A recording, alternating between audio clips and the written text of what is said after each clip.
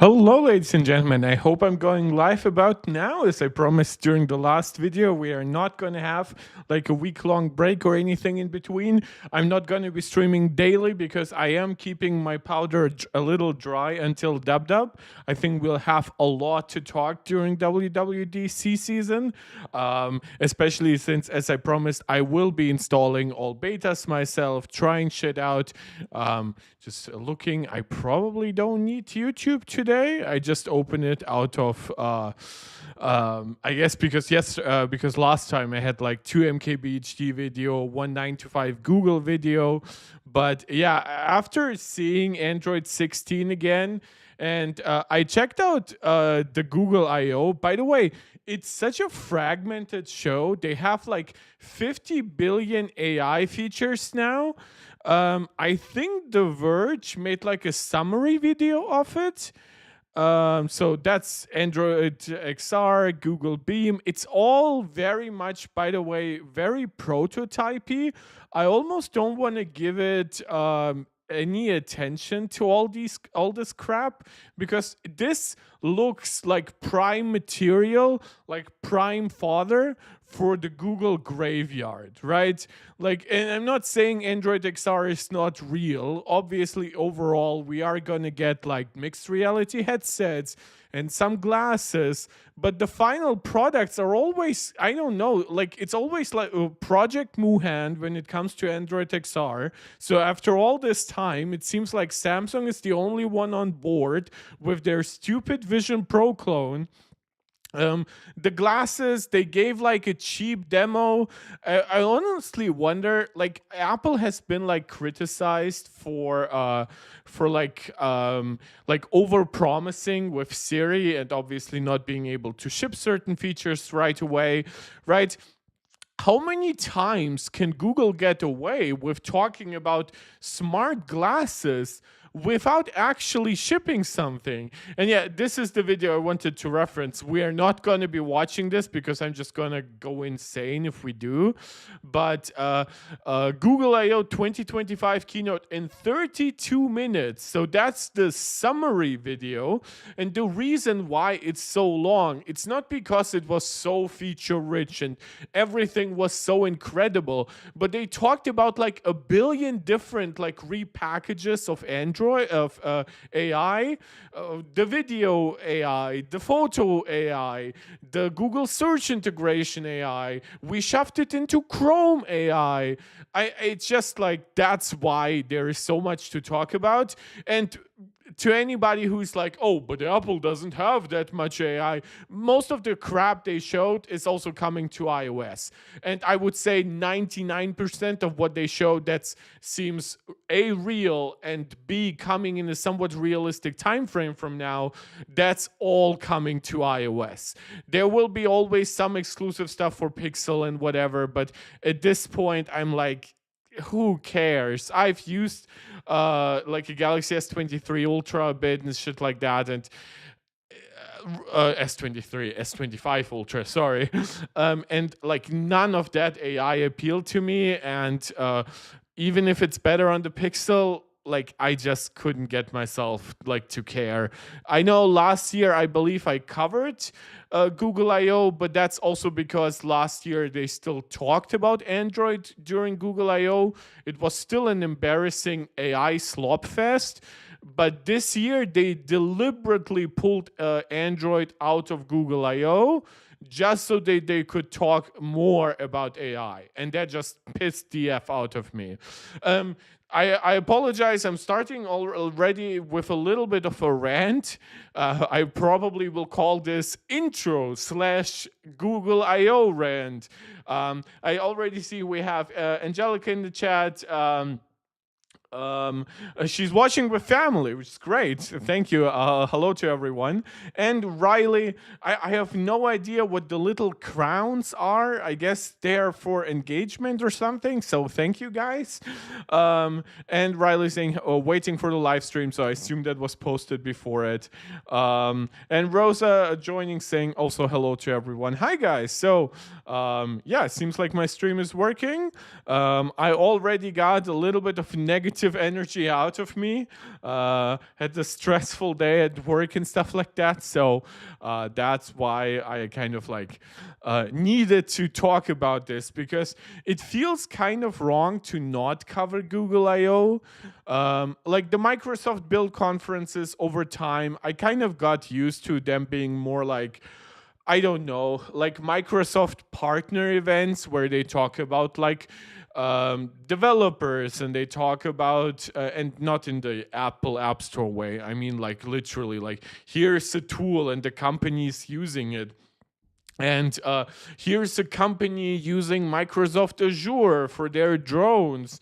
And I'm like, okay, this is literally something I cannot bring myself to care about. And up until last year, Google I/O was, beyond like Samsung's hardware events, pretty much the only non-Apple tech event that I like cared about to actually like definitively cover. It's not like I'm not gonna cover other Android tech. Like obviously I'll cover competition, even from companies that you guys know I'm not the biggest fan of, Xiaomi, Vivo, Oppo, right? They are very important in the modern landscape. Probably not as much if you're coming in from the United States, maybe, but I know that a lot of people in India are looking at those brands. Obviously, China itself, they have a pretty strong foothold here in Europe as well. So yeah, it's just it's a little bit messy with those phones and those companies, because they just have too many small reveals throughout the year. So I won't have the time, because of my job and everything, to cover those things live the way I do Apple. With Apple, I know there's dub in the summer. Sometimes there is something in April or May in terms of like maybe an event, usually more of like a blog post. Then in September, there's the iPhone event. And then late October, maybe early November, there's like a Mac/iPad event or something like that.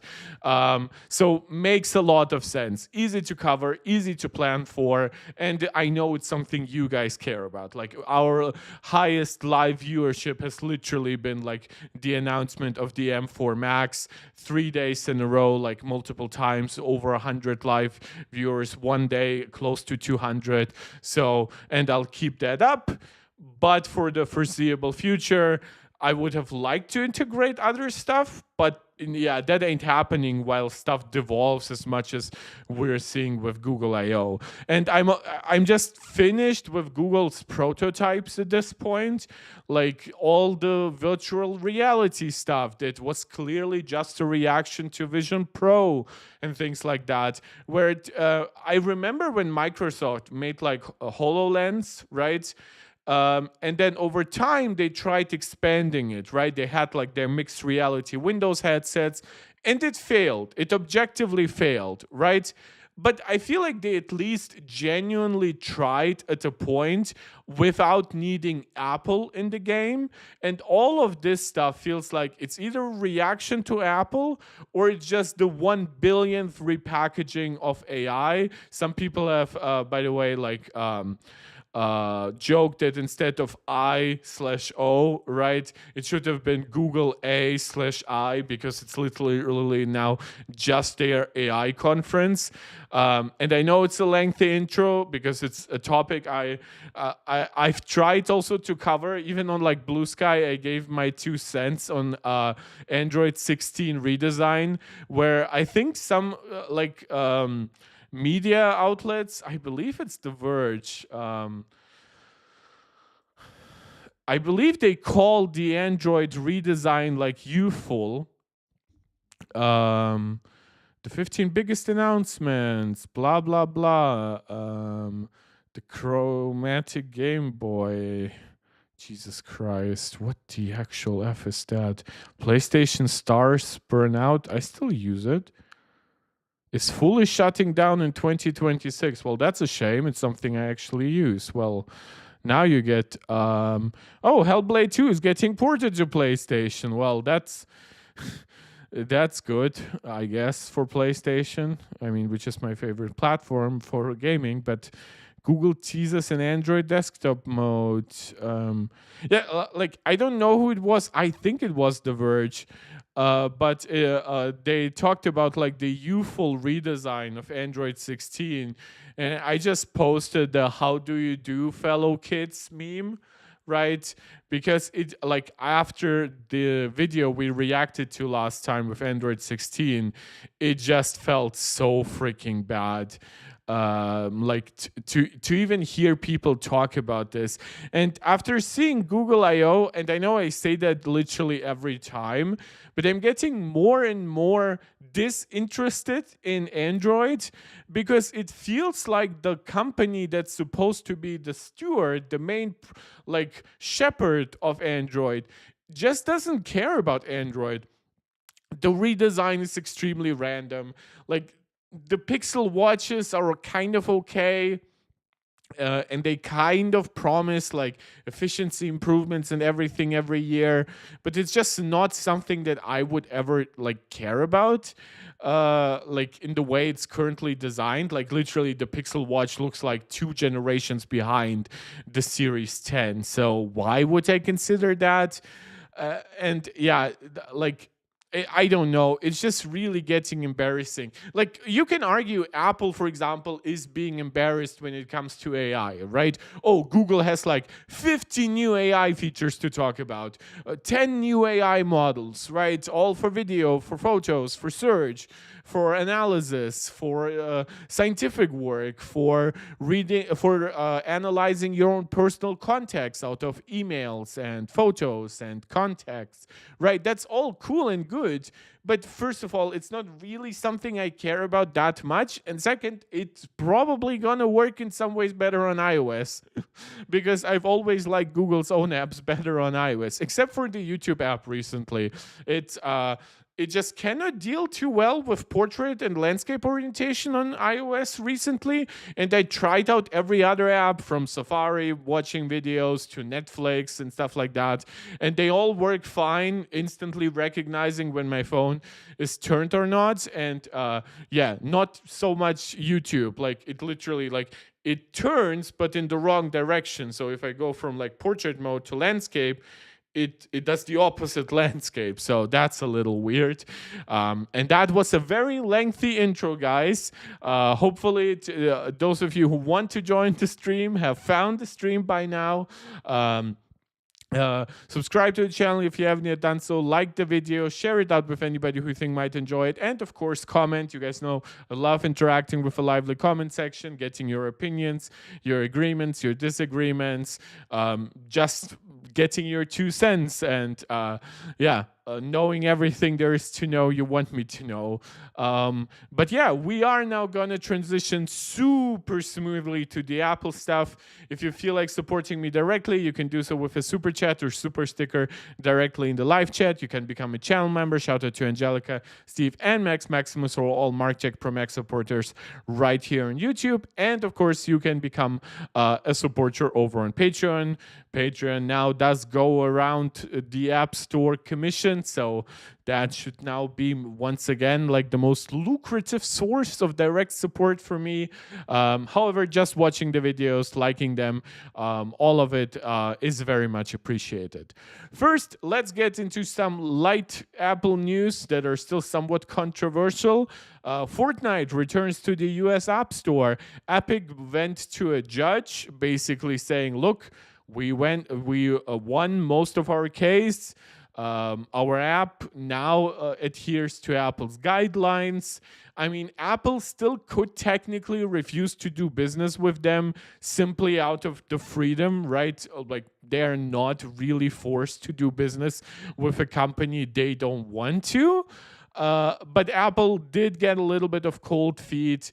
The judge threatened to like invite the Apple executives responsible for App Store decisions and stuff like that. So now Fortnite is back on the US App Store, including the new payment options that lead you outside the App Store, which is obviously something Fortnite wanted to do for a while. And Fortnite becomes the top free game on the US App Store. Obviously, it could still disappear or something like that. I would love to know what percentage of its purchases are now coming from in-app purchases versus out-of-app purchases. It would be hilarious if they invested all those billions of dollars to sue Apple, all the billions they lost by not being on the App Store for such a long time. Right, that's called an opportunity cost. I just wonder if the majority of customers will really dive back into it, and because from everything that I've seen in the European Union, like their attempts to push third-party stores from their own Epic Game stores to the alt store, which the alt store does get some credit from me because they have been trying that even before third-party app stores were allowed on iOS. And I just find it funny that like I just don't see Epic really succeeding with all their stuff. And I think they know it, and that's why they're doing it, while they have leverage. Right? Fortnite is their biggest point of leverage. It's one of the biggest games in the world. It's regularly like number one on consoles. On PC, it's a little bit harder to measure because like it's from the Epic Game Store, and obviously the biggest store on PC is actually Steam. So not quite comparable. It's probably behind games like Steam 2 in terms of overall engagement, but it's still huge, right? It could definitely is up there with stuff like PUBG and shit like that. So yeah, it's now a big thing on the US App Store again. I can only tell you anecdotally that I don't think that Fortnite is a big thing in Europe, even though it has been back. Honestly, I think they know that if they're not on the App Store, they aren't really succeeding, but they're willing to like use that leverage at least for a while they have it, to push alternative app stores, to push alternative payment methods, and potentially get to a point where like the Epic Game Store is actually like a meaningful competitor on iOS. We know it didn't work on the open platform that is Windows, right? Most gamers choose to go through Steam, and I guess people still download the Epic Game Store. But I can tell you, as somebody who has like Windows and Parallels on my Mac, right? The reason why I have Epic Game Store, and not even always there, is to download free apps, because they have like monthly free apps and games for you. And that's hilarious, because now they're just losing money on me. I have never in my life bought anything on the Epic Game Store for money. I have never in my life bought an in-app purchase in Fortnite or whatever. And we know that the Epic Game Store is a huge loss leader for Epic in general, right? And it's Fortnite that actually brings in the money. It's the Unreal Engine that actually brings in the money. So whoever allowed Tim Sweeney to just believe that the Epic Game Store is like God's greatest gift to gamers, even though gamers have repeatedly told him no, that's just hilarious to me. Yeah, but I guess he picked a fight with Apple, and Apple is kind of like known as this big bully, this anti-consumer company.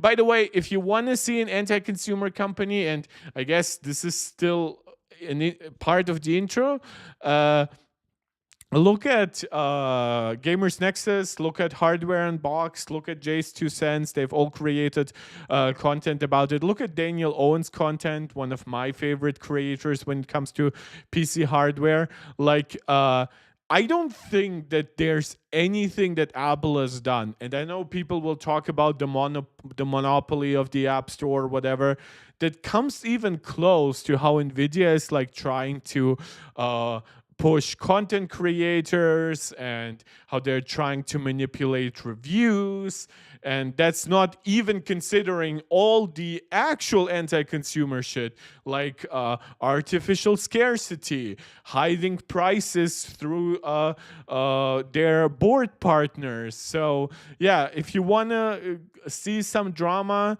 on the PC side, which sometimes we cover that too. It's probably not my biggest focus right now, but like, yeah, look into the NVIDIA manipulation of reviews, the scummy launch of the RTX 3060, the misleading branding of the 3060 Ti between the 8 and the 16 gigabyte versions. So I just find it funny that while Apple got like sued to hell and back in the last couple of years, whether it's directly sued with companies like Epic Game Store or like pushed through regulatory hell, like what has happened in the European Union, like meanwhile Nvidia became like the #1 value tech company, and got extremely anti-consumer, and nobody cared.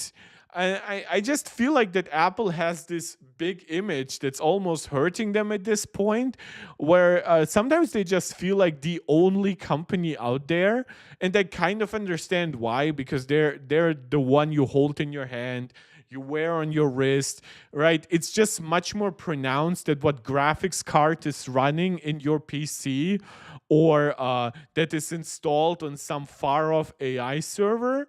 But yeah, like look into NVIDIA stuff if you want to see what an actually evil company does.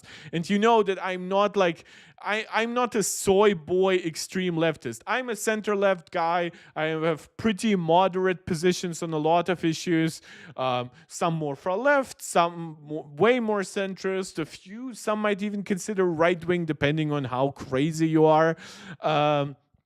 But yeah, like I actually consider NVIDIA at this point an evil company with those kinds of things. Like, doesn't mean that their products themselves are terrible or something like that, but yeah, it's all a little bit crazy. If you wanna look into this, that's my recommendation. So two things I'm not going to cover directly, but I guess I am covering indirectly, just not through the long content reactions I could be doing otherwise. So that's NVIDIA's manipulation of review scandal and the lengthy, super boring, super AI driven Google I/O. And yeah, hopefully you get something out of that. Yeah, but yeah, Fortnite returned to the App Store. I guess good for them. Let's see how long it lasts. Honestly, I hope all this shit ends so Apple can move beyond it, so that we can move beyond it as like the tech community covering this. But yeah, I guess I don't have anything much more to say about it. I guess Apple will push this thing to the Supreme Court. The current Supreme Court is extremely business friendly. But then again, they are kind of, I guess, big tech skeptics. But then again, Epic Game Store is not exactly a small fish, and they are 40% owned by Tencent, a big Chinese conglomerate that is like directly backed by the CCP. So yeah, however you want to see that, Fortnite is back and seems to be successful in the US. Let's see how the story ultimately pans out. Let's come to a piece of Apple hardware that I don't think that most of us have cared too much about, and this is kind of my continuation of the coverage of the Sony WH-1000 XM6s that I reacted to when I watched, I wanted to say Ming Chi Kuo's video, MKBHD's video, and now there is rumors from Ming Chi Kuo about Apple's over-ear headphones, the AirPods Max. Mark is rapping about Android 16 and Fortnite. Yeah, like I know I'm going fast through a lot of this, and you are keeping me at high speed, so that's probably gonna get insane because I talked very fast through all those issues. But yeah, like I don't really have that. I say that after 20 minutes of ranting, but I didn't have that much to say to actually like watch the videos. It's just like, yeah, what can I say? Fortnite is back. Yay. Let's actually focus on hardware that I think, well, definitely not the most important hardware in Apple's portfolio, is something that we are still all interested in, at least conceptually. For one, we know AirPods Max are known for great sound quality, very good to great noise cancellation, phenomenal transparency mode, just absolutely unmatched build quality, though that build quality unfortunately comes with high weights and stuff like that. And it's also unfortunately known for a very meme-like case. It's known for, I believe you cannot even turn them off, right? So you have to put them in that bra case. Which again, I get why Apple did want to give you like an off button for them, which I disagree, but I get why. Because obviously regular AirPods, AirPods Pros, they sit in their cases. It wouldn't really make sense to turn them off completely because it's the actual individual AirPods inside, it's the case itself, right? So it's three components that either are turned on or off. So that's kind of iffy. But like AirPods Max, I would kind of prefer for them to be $50 cheaper, not come with a case, and just have like three modes, like on, kind of like standby-ish, and off. But yeah, but instead they are like on, or they are kind of standby-ish in that case. So yeah, Riley joining NVIDIA and Microsoft have a bigger market cap than Apple right now, so it's all the same greed. Also, by the way, I highly recommend you guys actually look into what I believe is probably the biggest measure. It's not just of greed, because obviously all companies are greedy. But kind of success, and that is not even just the amount of money they make, but look at their profit margins, right? Like Microsoft and Google now generate about as much profit as Apple does. And I mean like real net profit. Probably not quite as much in terms of free cash flow because they invest a lot of it right back into their crazy AI stuff. That's kind of what backs their stock right now. But they make like, I believe in the last quarter, they both made a little bit more net profit than Apple. Apple came in like slightly below 25 billion, and they came like, I believe Microsoft at around 25, and Google at slightly above it. And they did that, right, with way less revenue than Apple. So their profit margins are absolutely insane. The only reason why over a year Apple still makes more profit than those companies is because Apple has like the crazy holiday quarter, right? Where they just sell so much hardware that even though their profit margins aren't that high, because their hardware profit margins are way lower than their own software margins, and their software margins are actually lower than Google's or Microsoft software margins. So just trying to encourage you to look into that. And yeah, NVIDIA in that regard has also been like, I have no idea how they convince the market that they can keep selling like a pretty limited piece of hardware. Like, not saying that their GPUs aren't impressive, but it's GPUs. Like, you render stuff with them, you do AI stuff with them, and you game on them. That's pretty much what GPUs are for. And NVIDIA kind of convinced the market that they can keep selling those GPUs at like 60 to 70% profit margins for like decades to come, right? Because don't forget, if the market thought that NVIDIA's current success would be over in 2 years, then their market share would be, their market cap, stock market, would be half of what it is right now, right? It's literally, the market thinks that Google, that NVIDIA will just keep getting away with it It's like that Breaking Bad meme where Jesse screams like, "He can't keep getting away with it." Riley, with the way Apple treats AirPod Max, it seems the small 4 and Pro make up most of the sales. Oh, they definitely do. In fact, I believe Apple themselves actually commented in like one quarterly earnings call or something like that, where they said that AirPods Max basically have like a niche customer base that like buys them and likes them, and that's why they, for example, updated them with USB-C. But that it's probably not quite, or was it like a report from Minchi Kuo or Mark Gurman? But that like, and I believe that based on that, Minchi Kuo or Mark Gurman said like, but it's not enough to keep them updated as much as like regular AirPods, definitely not like AirPods Pro. Yeah, it definitely seems like even though they are at a lower price, and I mean the regular AirPods are like 1/3 the price of this, I just think it's kind of hilarious to think that like just how neglected it is, because I do believe they would be more successful. Now, why am I talking about AirPods Max? This was a very long talk about actually a very small piece of rumor. So this is coming from Minchi Kuo on X. No, it's coming on Twitter, which I left. AirPods may not see significant updates until 2026, aligning with my earlier prediction that IR camera equipped. So this is interesting. This kind of goes against some other stuff we have heard. So some people have said that, oh, those will just be regular cameras and they're gonna handle visual intelligence.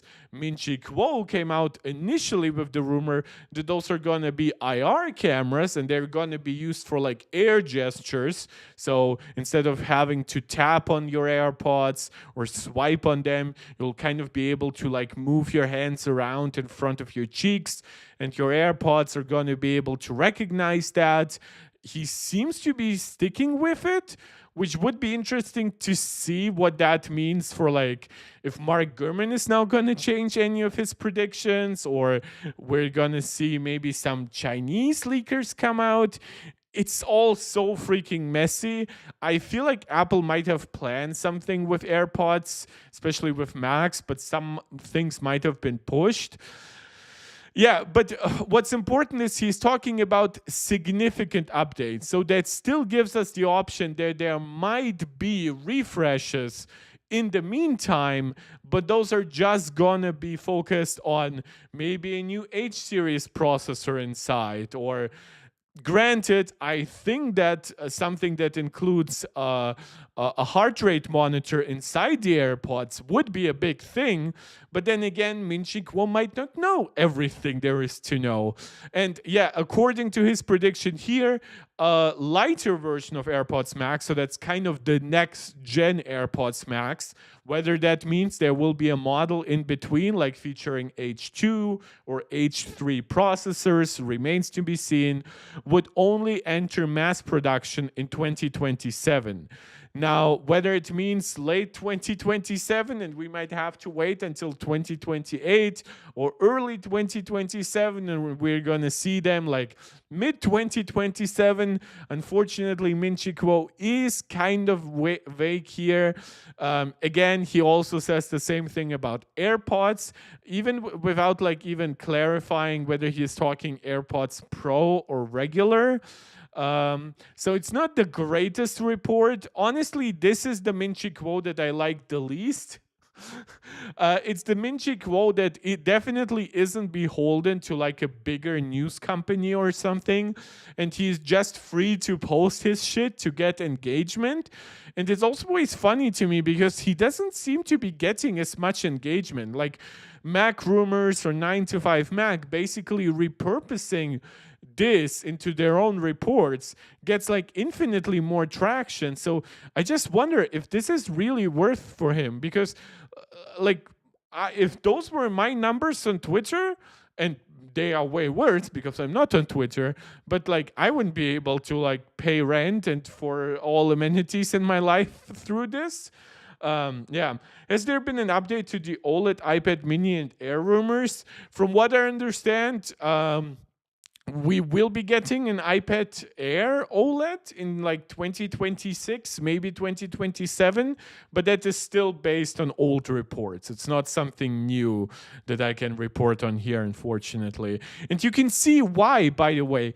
Like sometimes you just get this kind of shit where it's like, not see significant updates. So does that mean we are not seeing any updates in the meantime? Does that mean we're getting H series chips or updates in the meantime? Right? Like, what does that actually mean? And the same thing with iPad Air updates. Or, for example, we are waiting for MacBooks with OLED screens. So MacBook, we know we are getting like M5 MacBook Pros this year, and then M6 MacBook Pros with OLED next year.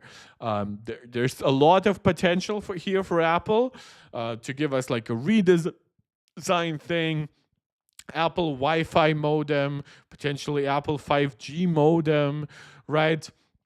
Tandem OLED, reduced power consumption through a 2-nanometer processor, right? So much cool stuff, but it gets reported on like super in advance, and then everybody is quiet. Nobody comes out and says like, oh yeah, my sources are confirming to me it's all on time, or this is a new detail. Instead we get shit like this. So yeah, this is why I do try to cover as much from the big guys as I can, but it is getting a little bit like very unrewarding to cover shit like that. It's like very vaguely posted, might even have some translation issues because obviously like this is a Chinese first reporter.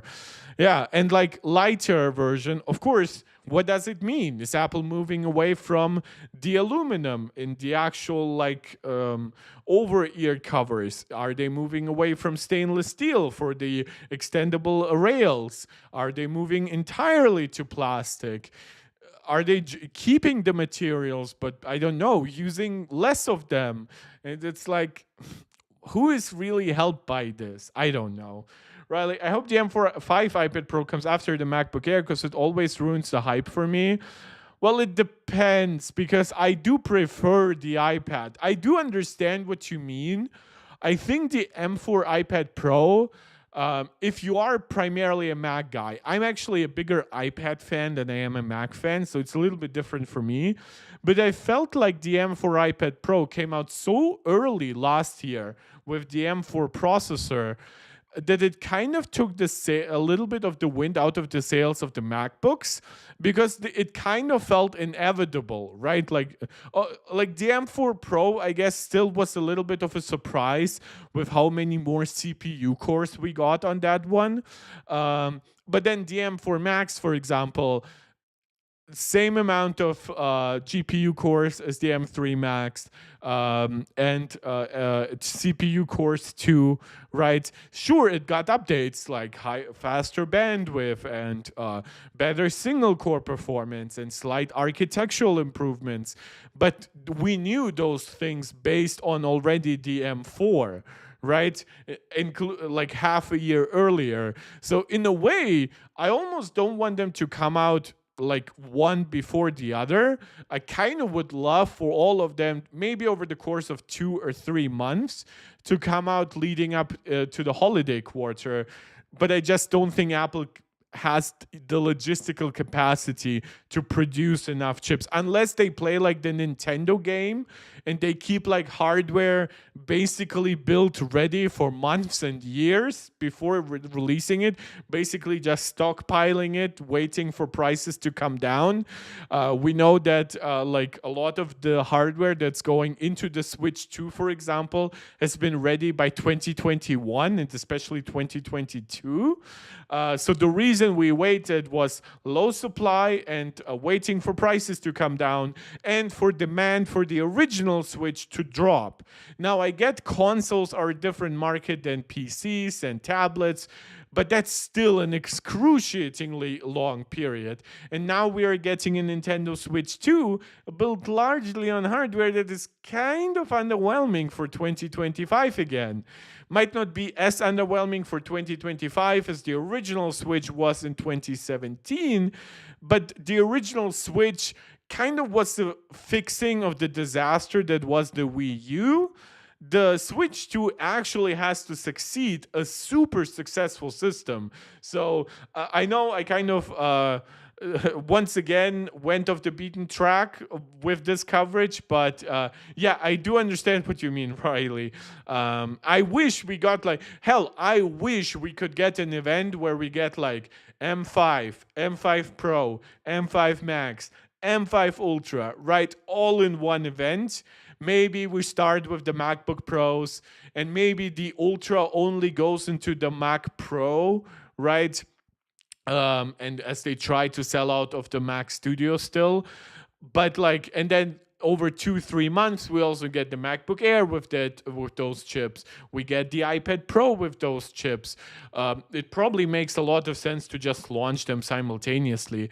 And yeah, it's just unfortunate that's just not the reality of the market. I mean, look at AMD and like their Strix Halo chips that came out this year. And they're like 4 nanometer based processors with an RDNA 3.5 GPU, all while RDNA 4 already exists, while multiple companies have moved to 3 nanometer. But that's just the problem of logistics for like a part that you expect to sell well and stuff like that. Yeah, but I know we started covering this, but there isn't that much to say about it because it's not a very detailed report. Bloomberg reported in November that Apple currently has no concrete plans to update the headphones again in a meaningful way. So again, it does leave room for potentially just like an H chip replacement. Though I wonder if those reporters would consider that a meaningful update. And I mean, like, even if they update internally, like the audio quality, like that's a big deal still. I mean, those are headphones after all. So while I am getting distracted and covering anything else but Apple today, apparently, I just wanted to say I would be excited for a lighter version of AirPods Max. But at this point, if it only comes out in 2027, it feels like just such a lost opportunity for Apple because it's just more time for like Sony to cement itself as the leader, for Bose and the other companies to like take market share away, because like AirPods Max, when they initially came out, they were expensive and everything, but they were exciting, right? Like nobody could match their transparency mode. Most couldn't match their ANC. Their sound quality was on par with the absolute best. That also came because they also were a good $100 to $200 more expensive than other stuff, right? And it just feels wrong that Apple doesn't give them even remotely the love that they give like the base AirPods, the AirPods Pro, because I do think there's an opportunity here. I think there are accessories that Apple can afford to update like every 4 or 5 years. AirTags come to mind, right? But not something like this. Not in a market where everyone else is updating their major over-ear headphones at least annually, right? If Apple's stuck with like a 24 to even 36 months release, major release, right? I don't mean just like the USB-C port. If the USB-C port version had come with the H2 series of processors, even if it kept the same design and still came with the bra case, I think it would have been a lot more forgivable than it's literally the same shit with a new port at the same price, right? That's also kind of an insult because while Apple isn't really known to drop prices left and right, they are known to give you better value over time, whether it means paying the same money for a better product after a few years or even after a year. Like even like a last gen iPhone that is still in the lineup will become $100 cheaper. Or like something like the M4 MacBook Air. Think about that. That one got a new processor. It got all the good publicity of the 16 gigabyte RAM upgrade that was already enacted when the MacBook Pro came out, and it became $100 cheaper. That means it was $300 less expensive to get a 16 gigabyte M4 MacBook Air than it was to get an M3 MacBook Air at launch with 16 gigabytes of RAM, right? Because that would have cost you at least $12.99, $10.99 plus the $200 upgrade. And now you get the M4 MacBook Air at $9.99 with 16 gigabytes of RAM by default. Where is any of that for the AirPods Max? Where is a small price drop? Like, for example, it costs $549. $549 is a weird price point. It doesn't break, it doesn't undercut a very strategic, like, psychological value of like $500, right? It's not $499. It doesn't actually seem cheaper, like $449, which is something like we see that with, for example, with the latest Sonys. But it's not so premium like those open design headphones, right, that you see in production studios and stuff like that. That would justify it costing close to $1,000. So it's kind of like the Pro Display XDR, where it's a little bit in that no man's land. It's firmly too expensive for just the average Joe, right? The average Joe will pay $500, $600, $1,000 for a smartphone, which is basically the center of their digital life. But will they pay $550 for a pair of over-ear headphones in a market where Apple seems to love the $250 AirPods Max, AirPods Pro way more? Right? And would a professional prefer this to save some money over their already amazing like $1,000, $2,000 over-ear headphones? One that they already have, that they already trust, and they do things differently than AirPods Max, right? And the same thing with the Pro Display XDR, right? It's way too expensive for a standard monitor, right? Especially once you consider that stupid situation with the stand and everything. But it's not as good, especially these days, right, as like a reference monitor. Or at this point, even like a high-end TV, right? We have seen a lot of evolution down to the point of revolution with quantum dot OLEDs in the meantime, with way denser mini LED screens. One of those examples is right in front of me. The mini LED screen on my MacBook Pro has way more dense like LEDs than the Pro Display XDR, but it still costs way too much for the average Joe, and it doesn't do enough to please the actual professionals. Riley, yeah, I found a discount iPad Mini 7, so it was $430. $430 US dollars, right? That's a perfect price point. I know you can technically get them sometimes for like $400, but that really involves like waiting for deals. If you can almost spontaneously click on $430, at that point they're what, like 16% cheaper? That's actually amazing. And I have said, I believe I've said it last time, where the iPad Mini is in that category where it's like, if it only were 10% cheaper by default, I don't think it needs much. I think it would be good value right away. And I think with a $400 starting price, which is granted a more aggressive $20 price reduction, which probably heavily eats into margins, that's now like an amazing deal, even without OLED screens or anything at that point. Because at $400, you really shouldn't be having those kinds of demands. So great. Hope you're enjoying it. Definitely a good product in that regard. So, but now we get to the actual thing that I wanted to talk about today, which is the long-term outlook at Apple products. This is the actual like thumbnail that I chose. It's taken, I believe, from a Xiaomi device that has like quad curved edges. and it's coming from it's coming from Mark Gurman. Jesus Christ, I'm starting to mix them all up. But it has gotten some other coverage in the past, just for much smaller people. So yeah, I'm really glad that it seems to actually have some legs to stand on as a rumor. So let's get through this. Now, this is actually the second to last Bloomberg Power newsletter. There has been one new one in the meantime, but last stream just went so long that I just didn't feel like covering this. So by 2027, basically, Mark Gurman says that Apple has a big product roadmap, right? And we know a lot of those products. First of all, Apple's first foldable. Some at the company consider one of two major 2-decade anniversary initiatives. So that's basically a decade after the iPhone 10.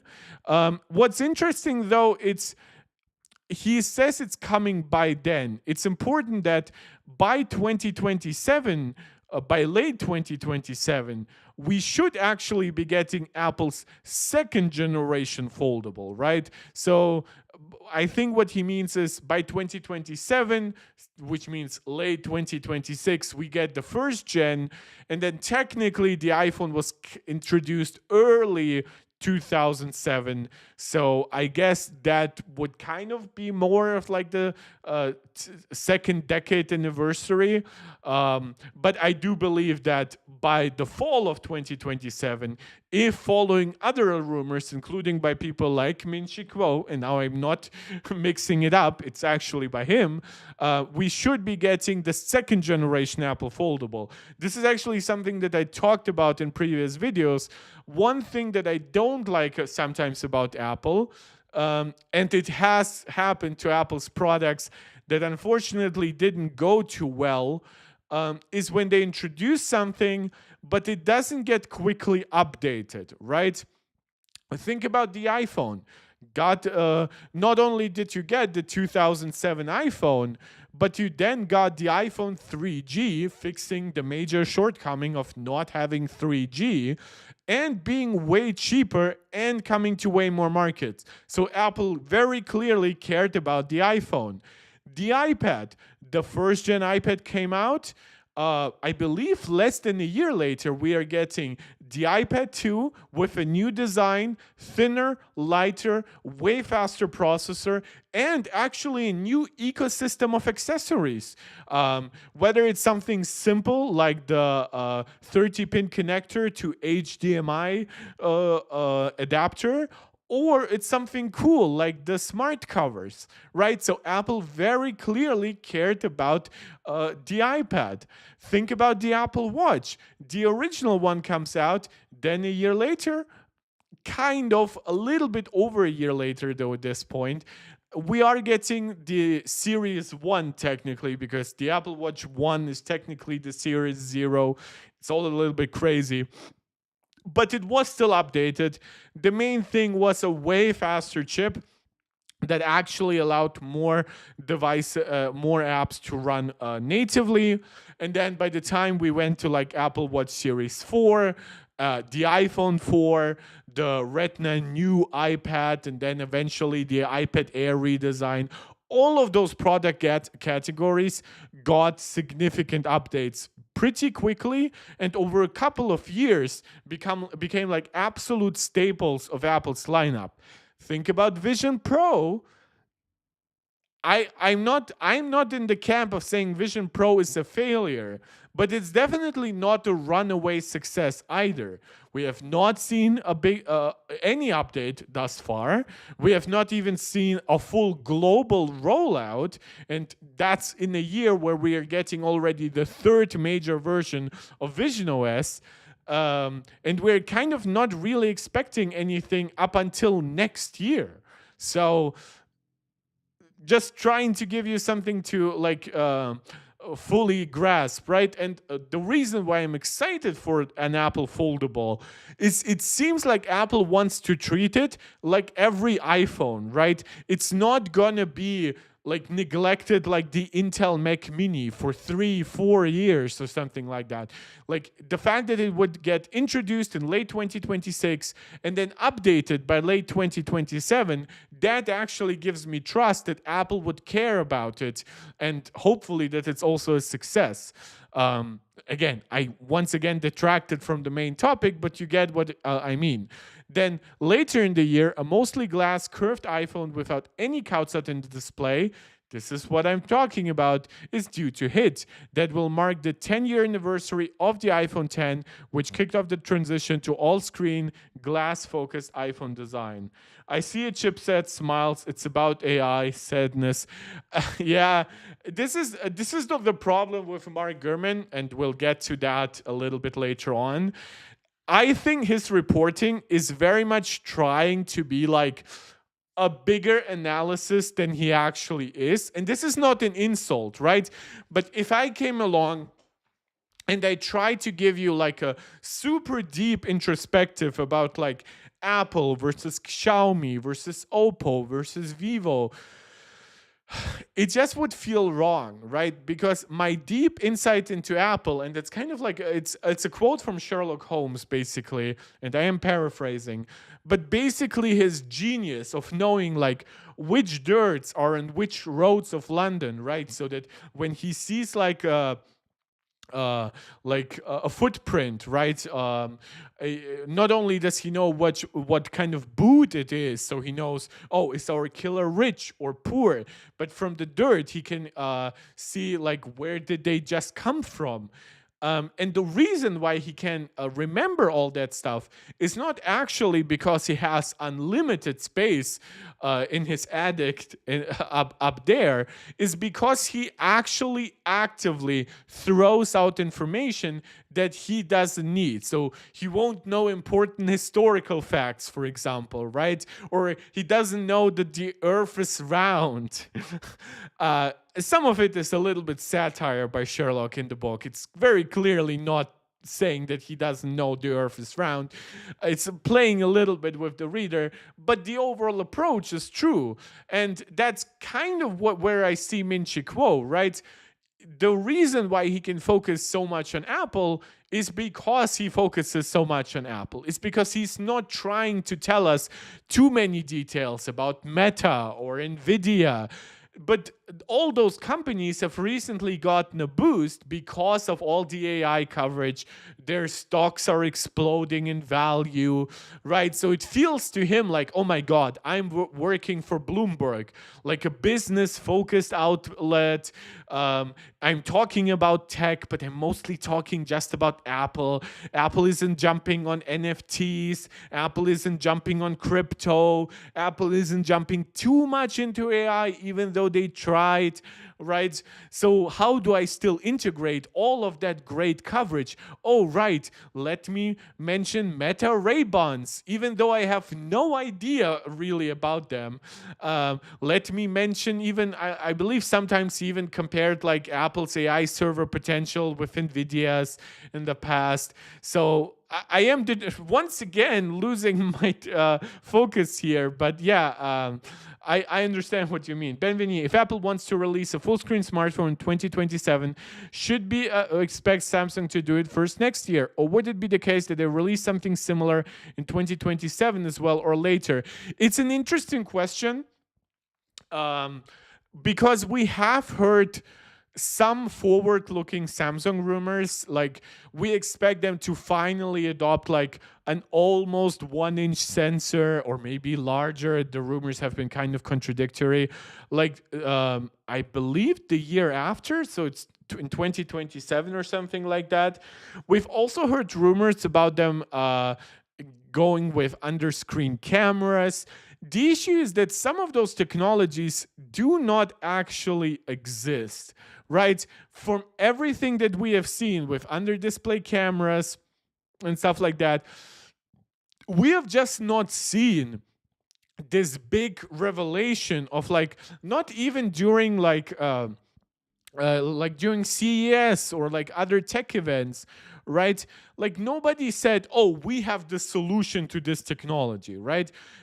I get we kind of see that with foldables, where every year everybody tells us that they fix the crease, but then it's not right, and it's even though it might look way nicer in the beginning, after a year looks just as bad as from a phone 3 years ago. Not as bad as from the original Galaxy Fold, for example, but still a high degradation level, a hyper possibility of you damaging it way more than a traditional smartphone. And I just wonder, for one, a mostly glass curved iPhone. So with curved, we actually mean, and that's where I took my image for the thumbnail actually. I believe it was Xiaomi that introduced the technology, and I believe if you go back on the channel, you will actually find a quote for me that I fully stand by here. Quad curved Xiaomi, the first quad curved waterfall display, right? So it started actually as like a concept all those years ago. Jesus, please go to English. Which one actually got it?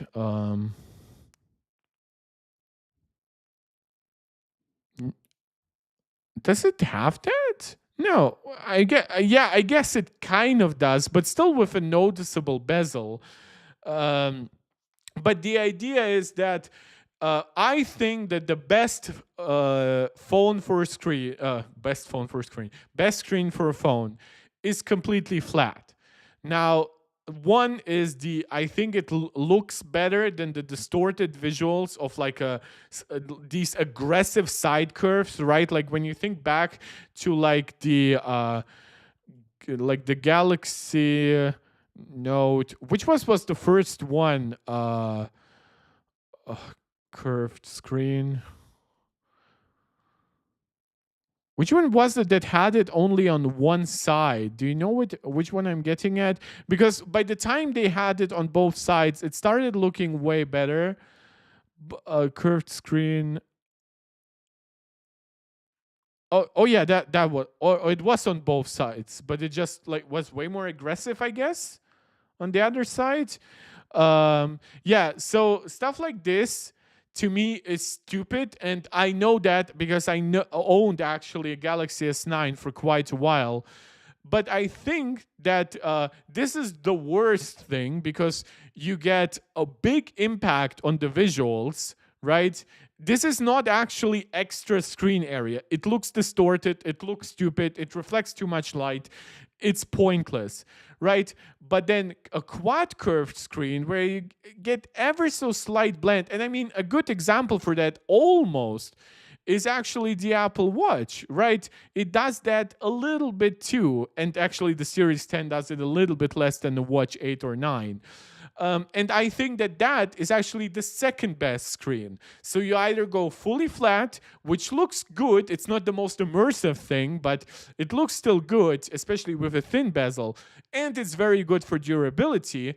Then the next one is worse for durability because it obviously puts more glass up on top and more bendable glass to break unless you make it like plastic or something, which Apple won't. But it looks immersive as hell. And then the worst one is this that doesn't look immersive because it's just on two sides or on one side sometimes, I guess. And it looks stupid. Riley saying Snapdragon is releasing a month early in September. Yeah, I don't think that next year they are adopting 2 nanometer. I think that this year they're sticking with N3E while Apple goes N3P. And then next year they're going N3P while Apple uses 2 nanometer. What's funny is we've had like rumors from Moore's Law is dead that AMD. Guys, we're covering everything but Apple today, I guess.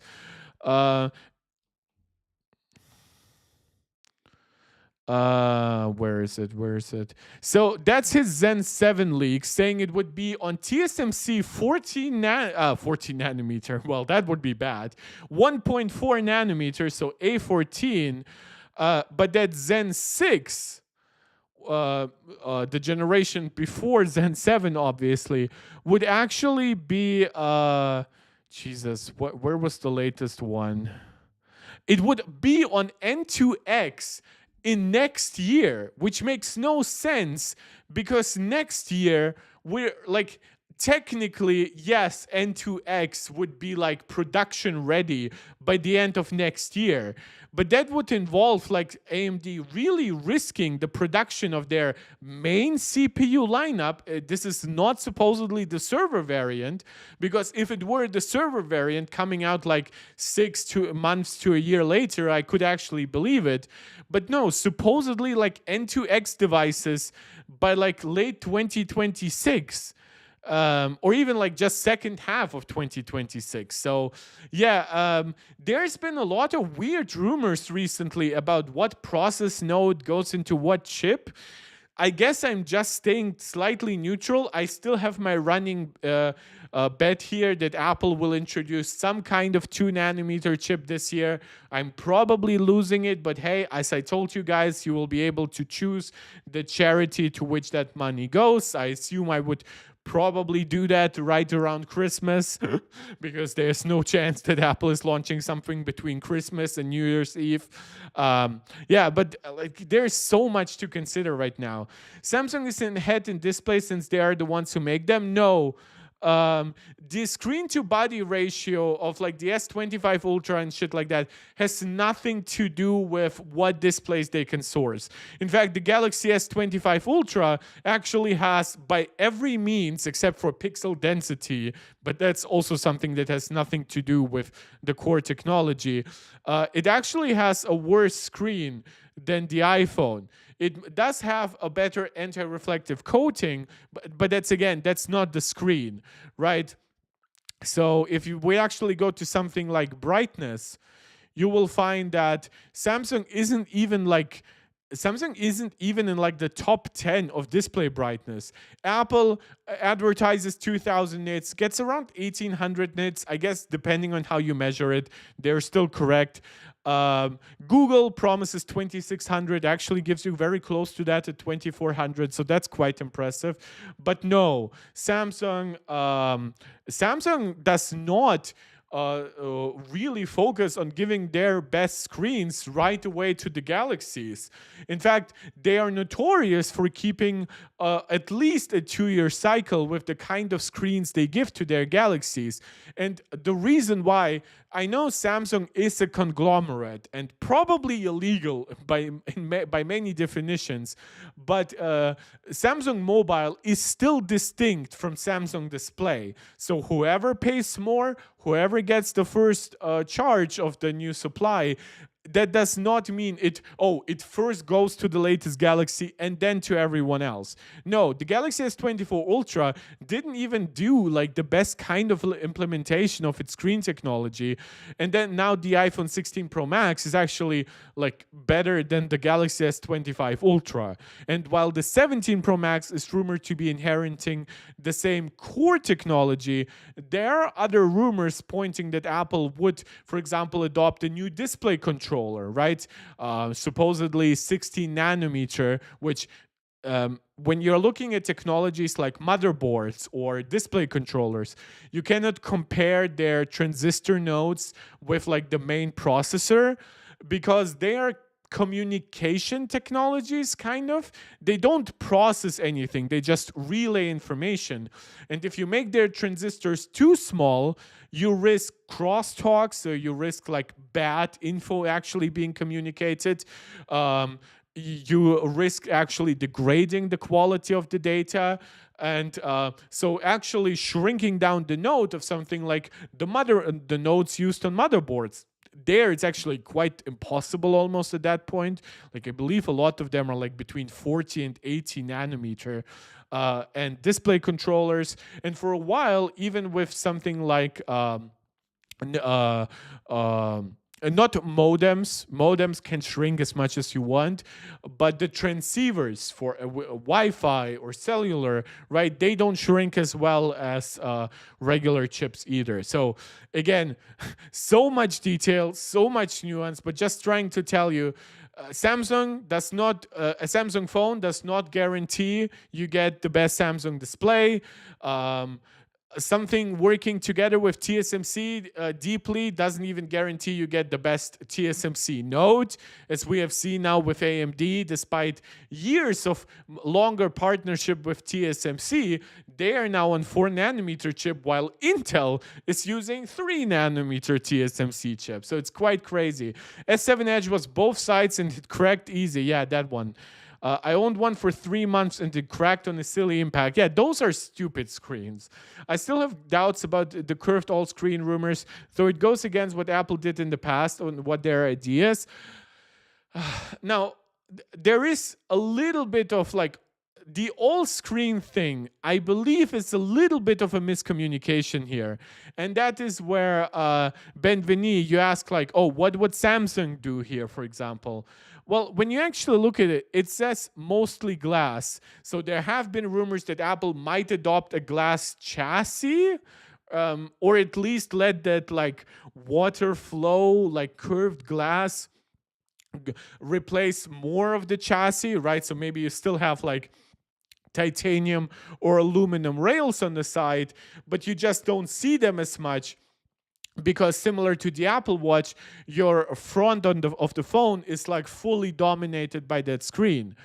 There's also, it says without any cutouts in the display.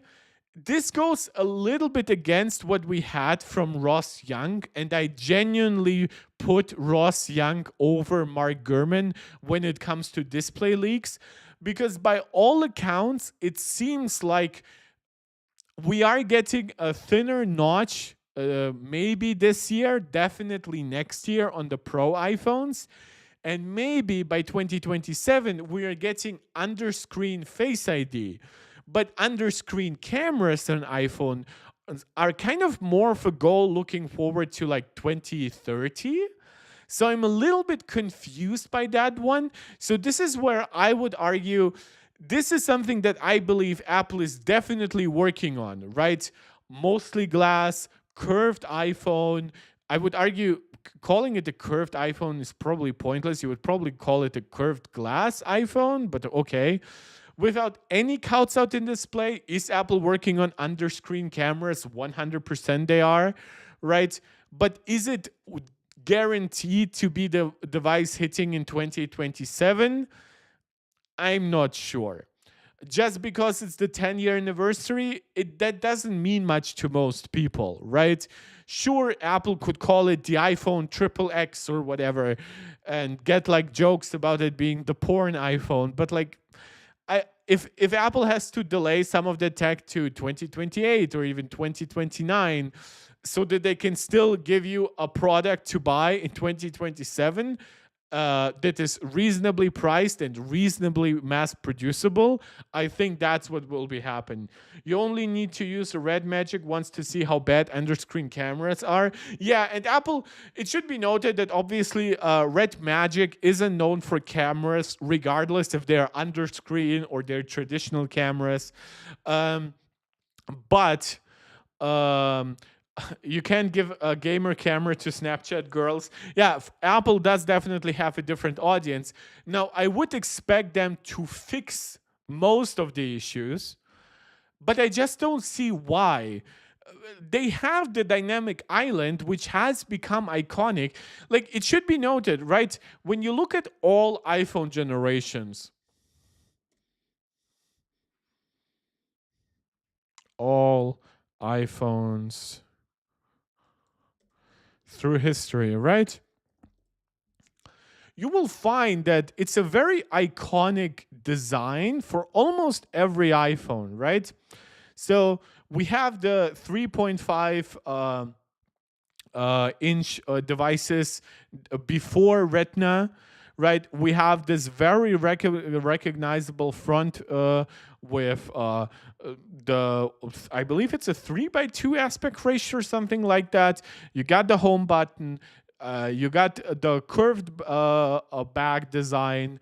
It's metal on the first gen. It's plastic on these two. Then we get to the iPhone 4 and 4S. Instantly recognizable, as still called it. Steve Jobs called it. It's like an old Leica camera, right? Still dominated by that home button in the front. Then we have a different aspect ratio front screen, 16:9. The home button still makes it look distinctly like an iPhone. We still have a flat design, like the glass metal sandwich, mostly. Then we transition to an iPhone design that I would argue is less iconic in many ways. I would argue when you think back to those times, except for the home button, you kind of are sharing a lot of design language with products like the HTC One, for example, which I thought for its time was a gorgeous device. But then the iPhone 10 comes along, and out of the badness that is the notch, they make an instantly recognizable and, in my opinion, really good looking device. And then even by the time they get rid of and the other point of the design that actually also becomes iconic, it's not something that you see here, it's the menu bar down below. And it's such a recognizable and such an intuitive user experience that Android basically copied that menu bar one-to-one. So you actually now have a recognizable top and bottom. You have the notch and the menu bar. And obviously the notch had to go over time. So over time, we got the dynamic island. It's interesting that we don't have a lineup that actually goes that far. It's because the images are becoming too large to incorporate that. But obviously you guys know how the dynamic island looks like. So I don't think that Apple would have so much need, to be quite honest, to like jump on board with like, oh, we need under-screen cameras, because think about it, they could still have a camera cutout and then around it just make a very thin, more elegant dynamic island. The reduced notch was a lot better. The 10 one was dreadful. I mean, the problem is you got a different aspect ratio for it, right? Like you got a way taller screen. So while yes, if you look at the notch completely in isolation, obviously it's not great to have something cut that much of your screen. But don't forget, it's literally area that you wouldn't get otherwise, right? Previously, that was a thick bezel. So that's what I'm talking about. It is in the context of the iPhone. I understand you could technically have a very thin bezel here. You can kind of even have like an extra screen if you wanted to, like what I believe LG had a phone like that.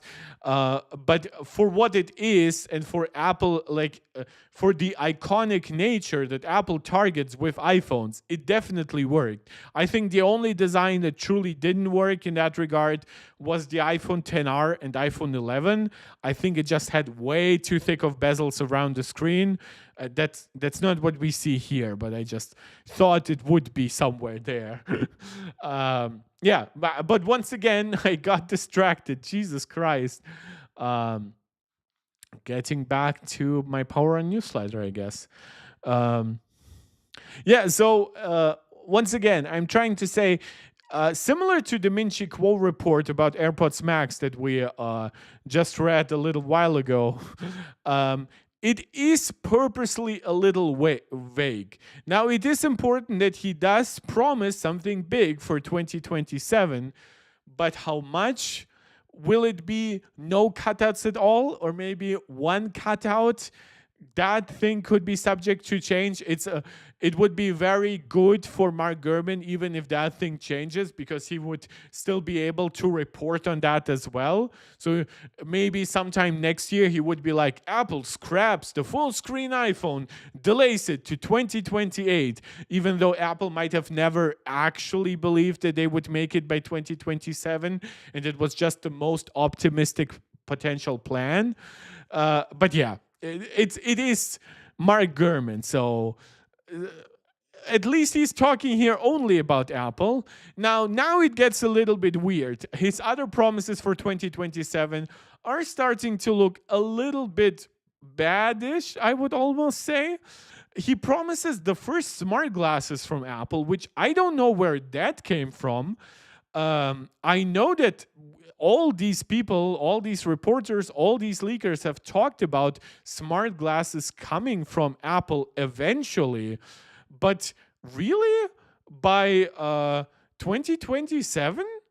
Well, since when has that been like the leak here? So this would honestly almost be like the flagship report here, because that would be like an actual new product category. But then he undercuts himself by saying the product will operate similarly to, first of all, calling the Meta Ray-Bans popular from the same guy who suggests that Vision Pro might have been a failure. It reads very weirdly. It will let Apple leverage its expertise in audio, miniaturization, and design. Once again, you can go to the Google I.O. Videos and find that, well, that's kind of what they're doing with it, with their glasses prototype. And then it's something, again, it's where Mark Gurman, like, how long have you covered Apple, my guy? He's saying, given the company's strength, which that is Apple's, it's surprising that Meta platforms, just call it Facebook, got the jump on Apple in this area. No! The Meta Ray-Bans are not fucking a finished product. They're like a lifestyle, bougie, bullshit thing. That's not what Apple does. How in the actual crap, like, Jesus Christ, like, I would get it if, like, what Google presented this I.O., if they actually bring it out the way it is, and it does have a solid amount of, like, Android functionality, I would be like, oh, okay. But, like, Facebook, really? The Meta Ray-Bans? Really? That's what you're saying? Like, if it's gonna be similar to that, it's gonna fail. It would have to be an actually, like, finished product, which I guess the Meta Ray-Bans are if you're primarily into their social media aspect. But for Apple, that just wouldn't be enough. That's just not how Apple operates. The glasses will feature Apple Intelligence. Now, this is now clashing with other leakers here, because he is saying that the glasses will use Apple Intelligence. That, to me, makes a lot of sense. I think that Apple's future Vision Pros will also leverage stuff like visual intelligence. That makes perfect sense. But then he adds this. Also in 2027 timeframe, Apple is planning new AirPods and watches that include cameras, giving them similar functionality. So that once again clashes with the concept of, are AirPods getting real cameras or are they getting IR cameras? What about the Apple Watch? First of all, the components to fit a camera, what does it mean for pricing? How good are the cameras? And how do you actually aim the freaking camera on your wrist for, like, do you actually make, like, I don't know, like a jerk off motion constantly in the air to, like, focus your camera on some visual intelligence bullshit with a way worse camera than even at that point, I assume, like, even 5-6-year-old iPhones, because you would just have so much less space for a decent camera? This is weird, because I feel like this is like prime potential for miscommunication between, like, internal leakers and then the external leakers like Mark Gurman. But he is still sticking with that AirPods and watches are getting cameras, all to push visual intelligence, which, by the way, like, I don't know why Mark Gurman believes that visual intelligence is such a big focus by Apple. visual intelligence, yes, there are aspects of it that Apple powers themselves, but it's mostly powered by reverse Google image search and by ChatGPT image analysis. Why would Apple encourage their users to use that feature that much if it only means they have to partner more deeply with those companies? The report is missing 2 megapixel depth sensor cameras for me to put my tinfoil hat on. Yeah, it is historically weird when we are talking about upcoming technology, and the technology does not behave in the way we traditionally think of it too much, right? And true depth cameras are now you're talking just depth sensor, right? You're talking like the cheap 2 megapixel cameras for macro modes or for like weird zoom modes that are half macro modes, right? But think about, for example, the true depth camera, right? Think about Face ID. Think about the LiDAR scanner on the back. How would those parts be rumored before the actual product gets released? And I think that there is a miscommunication here.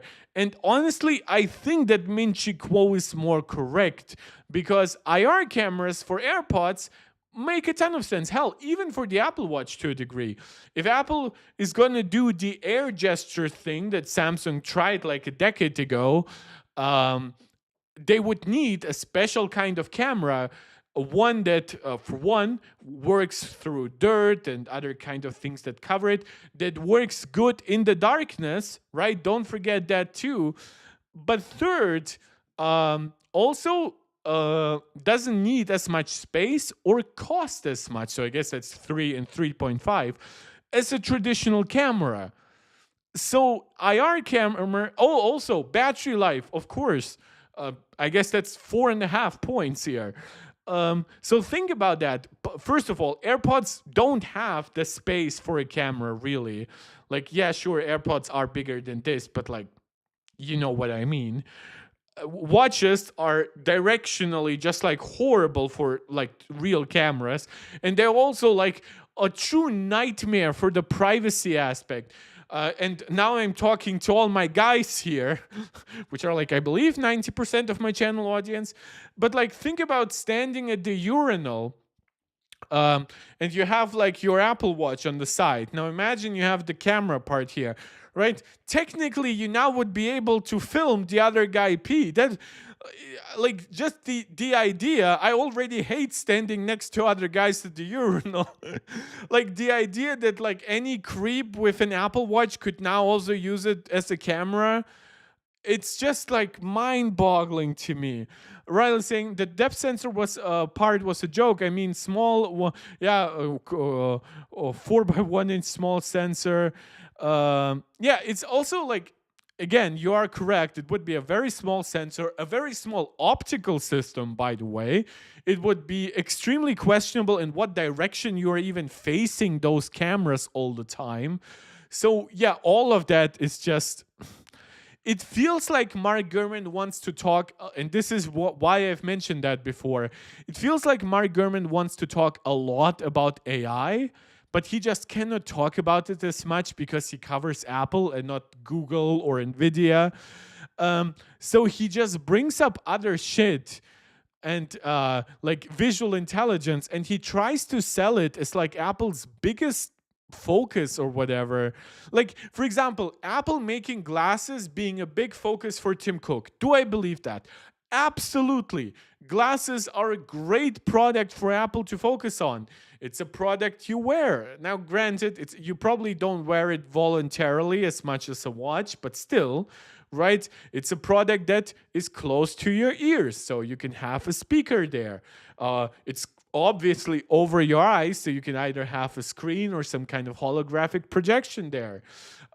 They're on you, so they can easily connect wirelessly to the other product that you always have with you, your phone. So in theory, you don't even have to put like the fastest processor in there. They're in a great position to have cameras because that's where your eyes already are, right? But these other products, they just don't serve the same needs. they are positioned differently, they're worn differently, they're worn on different occasions. It's just, yeah. And I have covered that already with like a little bit of a rant when I reacted to his initial like predictions on like Vision Pro successors and Apple glasses, and then camera included on AirPods and watches. But hey, who knows? I might be the one totally in the wrong here. Currently I just am more inclined to believe Minchi Kuo in this one. Outside of hardware, there are at least two major Apple Intelligence developments that could arrive by 2027. The company will have powerful new chips for its AI servers, so that's supposedly where the M5 generation of processors, the use of stacked chips comes along. That makes sense. Apple is shifting to a version of its Siri digital assistant that relies on LLMs. That will happen way before 2027, but okay. But I guess he kind of had to include it to make 2027 look bigger. Then there is Apple push into robotics, which, by the way, has in no way been confirmed to actually come by 2027. We have seen Apple's like white paper, I guess, on like that robotic arm toy that they kind of built. But is that actually a product that Apple wants to sell, or is it something for internal development so they can actually learn about robotics? I don't know. Saying the robotic arm builds on the company's still pending plans for a smart home hub is kind of far-fetched, but I guess I get what where he's coming from. That would feature an AI assistant with its own personality. Now that is coming from Apple's reporting, where they actually talked about how robotics are actually a great opportunity to integrate stuff like AI. So this isn't even like internal Mark Gurman reporting or leaks. This is something very easy to ascertain from what Apple showed us. But is it coming in 2027? Is it actually just the robotic arm we saw Apple post in their newsroom post? I wouldn't be too sure about that. He also brings up future hardware like an iPad with a touchscreen. Obviously, like the foldable iPad that kind of becomes a touchscreen Mac. He's saying now this one won't arrive by until 2028. Okay, let's say Apple needs a little bit of like 2 years of expertise with foldable phones before they move on to foldable iPads. I should note that this is a reversal. Now, this is not the first time he reversed that prediction, but in the past, Mark Gurman has predicted time and time again that foldable iPads would actually predate foldable iPhones. So this is a notable reversal. Now we're getting like a foldable iPhone by 2026. So by early 2027, we would have it out everywhere. And then by late 2027, we would get it updated. But now supposedly the foldable iPad is coming out later. Yeah, and then he talks about software in his newest Power Run newsletter. Why does he try to put Apple in so many categories? Apple has vision to worry about first. Well, when you think about glasses, depending on how you do it, it would basically be a very scaled down version of Apple Vision Pro. So Apple trying to make glasses makes a lot of sense to me.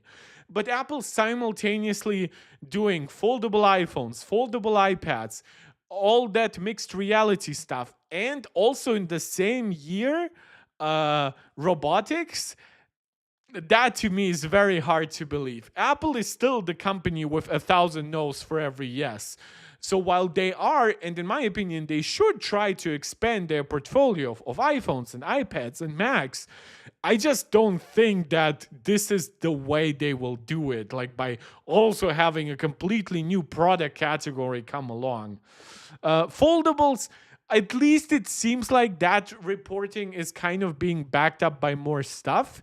I believe that foldables are a good opportunity for Apple at a time when there's more competition in the market to launch ultra iPhones, ultra iPads, devices that are high priced with probably some of the highest profit margins that Apple can afford to have in terms of hardware, right? and we are traditionally looking at like 30 to 40% of profit margins.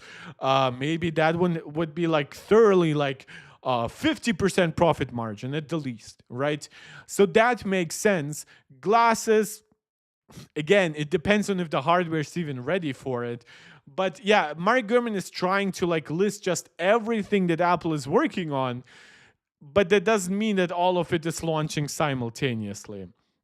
Now, we are going to talk a little bit about software. I promised some WWDC leaks in my title, so I will.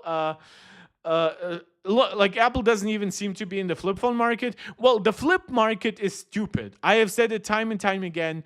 The flips are stupid, and if Apple ever makes a flip iPhone, I will hate it. And to me, I think the precursor to a flip iPhone is the iPhone Air. I think the iPhone Air is experimenting with some of the compromises and the focus on thinness that you would need to have in a flip iPhone. But if they ever make a flip iPhone, it would be for Snapchat girls, right? It wouldn't be for the fold, like big pro dude business guy, right?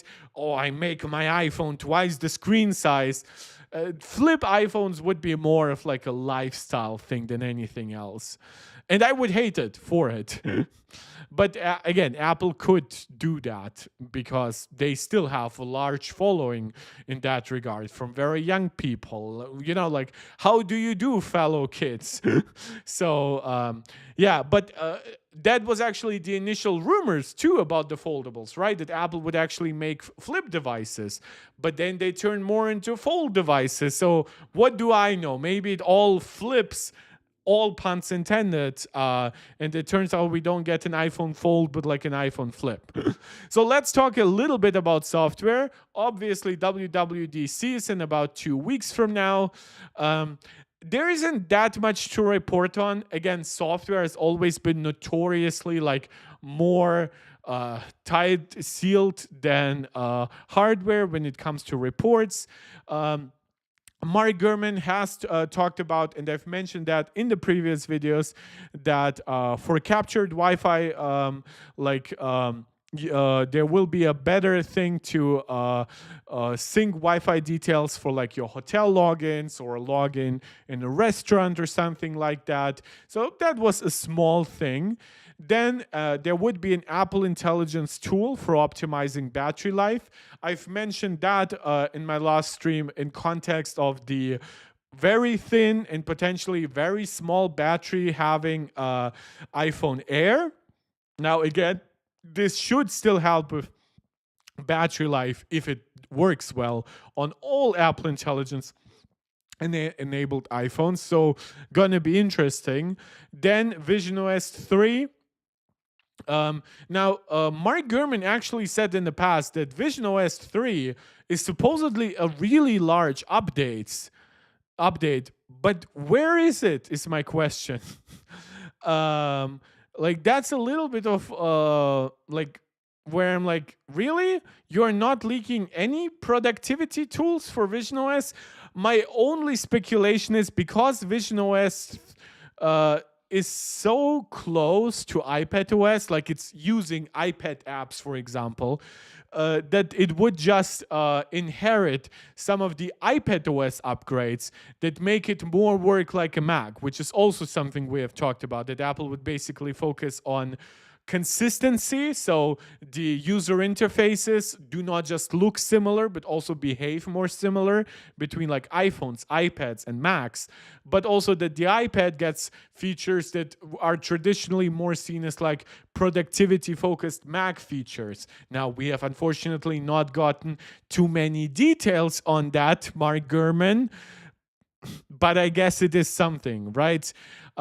So now the first real new detail for visionOS 3 is that supposedly we're be able to scroll through apps with their eyes. Okay, I guess that would be cool. That would be like I wonder if it would like always intuitively force you to move your head up and down, right? Because like it just feels wrong to just do it with your eyeballs. So I would kind of be always like almost like nodding. But then again, I don't have Apple Vision Pro, so it probably doesn't concern me too much. Um, yeah, but that's about it for WWDC from Mark Gurman. Now, Apple's new CarPlay is late and will cost you $300,000. So that's because of their Aston Martin integration. We've covered that. We covered Apple's new accessibility features. WWDC is coming on June 9th, so the wait isn't that long. And Google I/O was just worth skipping. Where does he talk about AI? So, okay, I guess he also put that in like a separate report. But the basic gist is that Apple internally believes they can actually make a pretty good LLM-based Siri that's not too far behind the likes of ChatGPT, but they will be more careful at this year's WWDC and not promise too much future forward-looking stuff so they don't get embarrassed like last year. That's basically the takeaway here. But yeah, when it comes to tariffs, other stuff, that's honestly something that I'm not going to listen to any journalist here, because in the end, Apple will just do what fits them the best. When it comes to two new features that are being disclosed here, it's obviously for Apple's entry. Apple already exists there, but for even larger success in the Arabic market and potentially other markets like India, the company has been expanding its retail footprint in those places. To that end, two relevant iOS and iPadOS features are coming. One is a highly advanced bidirectional keyboard for moving between Arabic and English. So it should be noted that a lot of the people who speak Arabic and other languages with a similar, like more complicated writing, still will have some need to type in English, right? Movie titles, stuff like that, or just to access, of course, English-speaking media. So that's important. And the other is a virtual read calligraphy pen for Apple Pencil users. Unfortunately, he does not go into too much detail on that. I've seen some people ask about, like, what about other, like, Jesus Christ, like hieroglyphic languages, Jesus, or just like very complicated visual languages when it comes to stuff like that. So will Apple improve that kind of experience for Hebrew, let's say? He does not specify, unfortunately. So in typical Mark Gurman fashion, I feel like this has now become the fashion of almost everyone except for Ross Young, which is like just not giving crucial details. I remember when Ross Young was like, "Oh, we don't know if right away if the iPhone uses like the latest generation of Samsung display tech or the last gen, right?" But then like a week later, he comes out. First, he gives that information to like his Twitter like premium followers and whatever, and then I just type him a direct message or a tweet under his tweet, and he responds, right? Bro, this isn't 3000 BC. What do you mean?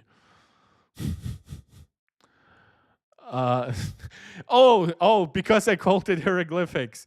I know that. That's not what I mean. I mean language. You have to understand, and this is also a criticism against Apple. It's also a criticism potentially against first of all, hieroglyphics is not just related to ancient Egypt. I know that that's where we like associated with like their writing and whatever, but that's what every language is called that has like Jesus. How do I even write hieroglyphics in English? I've never used that word. Hieroglyphics? I'll just gonna guess. Hieroglyphics. Egyptian hieroglyphics. No. Are there general hieroglyphics? Am I actually wrong on this? Because I would admit it. were the formal writing system, cursive hieroglyphics, the later was used in Egyptian language, Proto-Syntactic, script type, logographic. So written character that represents a semantic component of a language, just show word or a morpheme. Morpheme. Okay, so I guess it's. And by the way, I know that neither Arabic or Hebrew, for example, are logograms. They aren't drawing literal birds to say the word bird. There is a specific word for that, for those kinds of languages, the way they are written, but I always forget it. Yeah, I know it's not 3000 BC. Thank you, Riley. Jesus Christ, US Americans gonna teach me here. But maybe it's just my brain shortly frying, because we are getting close to the 2-hour mark. Let me see if there's anything I have missed. And I will do research into different language writings in the future. But like, Jesus, what, for example, is it called? The fact that, like, in Japanese, you don't have, like, that's because of the different writing styles and different languages are even being joined with stuff like kanji, like that. Not every like word has like one unique writing style, and that the same symbol can even be pronounced differently, right? I know now it's not hieroglyphics, but it has a special name, and my brain is shortly frying itself in an attempt to actually remember that. Oh, you're not American. You just use USD as a side currency. Well, that's nice. Wish I could pay for my iPhone in USD wherever I am. No, but like that would be so amazing. Like, especially like, I just imagine the euro right now is like high against the US dollar. And I just imagine paying no value added tax to the iPhone. So instead of paying 1950 euros, right? That I would be paying. How much does the 1 terabyte iPhone 16 Pro Max cost in US dollars? Is it 1600? I mean, it starts at 1200 plus 200 plus 200, I guess. Yeah, so 1600 USD in euro. Oh, 1400. Jesus. Paying like 500 euros less, 540 euros less would be so insane. Yeah, but that's about it for today's video. Let me just very quickly see. Oh, there's one last piece of news. And because I always like to cover chip stuff, this one is actually pretty important. And that actually also goes along with 20th anniversary predictions for the iPhone coming in 2027, and that is supposedly Apple using high bandwidth memory. Now, high bandwidth memory is a type of DRAM that stacks memory chips vertically and connects them via tiny vertical interconnects called through silicon vias, TSVs, to dramatically boost signal transmission speeds. That is great. It should be noted, HBM is not used exclusively in servers. We actually had the time when we had a few like prosumer graphics cards experimenting with bringing that tech, but it obviously was too expensive. We have not yet seen actually mobile high bandwidth memory, right? Though obviously the core concept would be the same as we have seen of using traditional DRAM, stacking it, connecting it differently, literally bringing it physically closer to the main processor.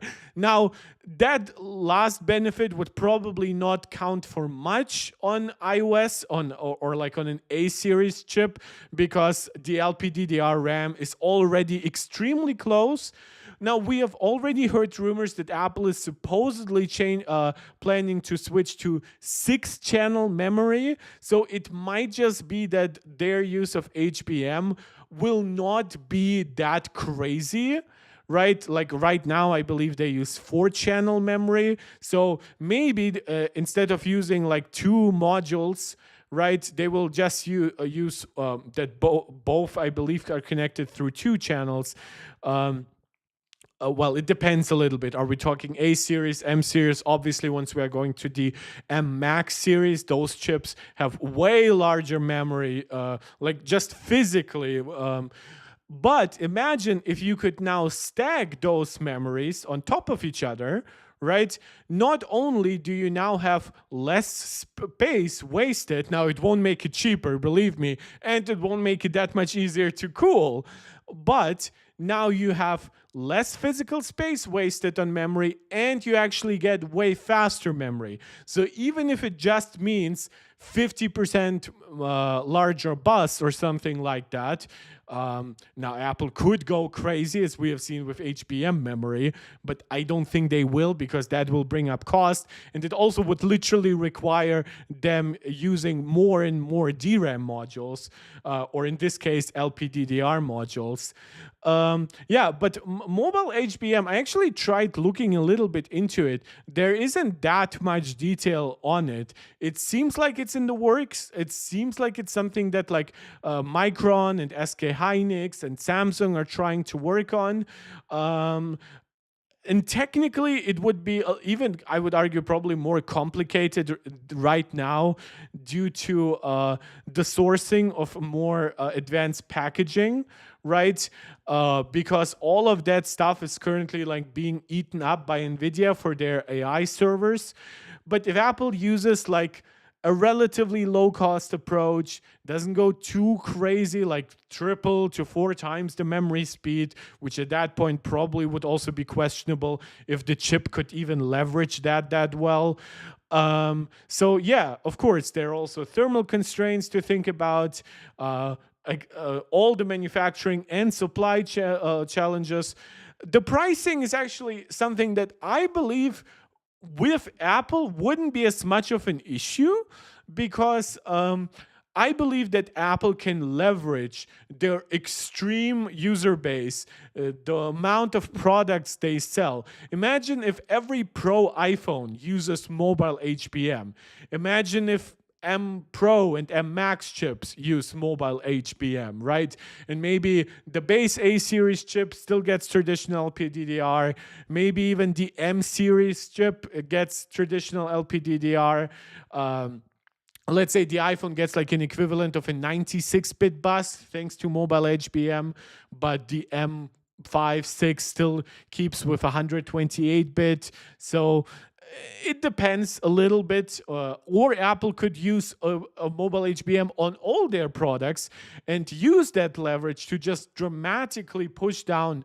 First, it would be their own cost for buying it, because every company would just be like clawing each other's eyes out to try to get that new market from Apple. But then it would also bring down costs for those companies, because now they would actually create so much production capacity that they previously never would have been able to invest in, because they know, oh, now we have a purchaser like Apple, a reliable company, a company with a big bank account. So really cool. Let's see if the highly sophisticated packaging and yield management will be up to it, especially by 2027 for a technology that doesn't seem very mature yet. But who knows? It might just be something that Apple is working in the background on and might be very successful. I'm definitely keeping my eyes out on it. The 2027 iPhone really could turn out to be incredibly interesting with all those changes that now are kind of piling up for it. But some of it, I just don't think that all of it will make its way to the 2027 iPhone. Unless it's literally just maybe for one iPhone Ultra, right? I could see that being like the HBM iPhone, the maybe A16, maybe it just jumps over N2P, right?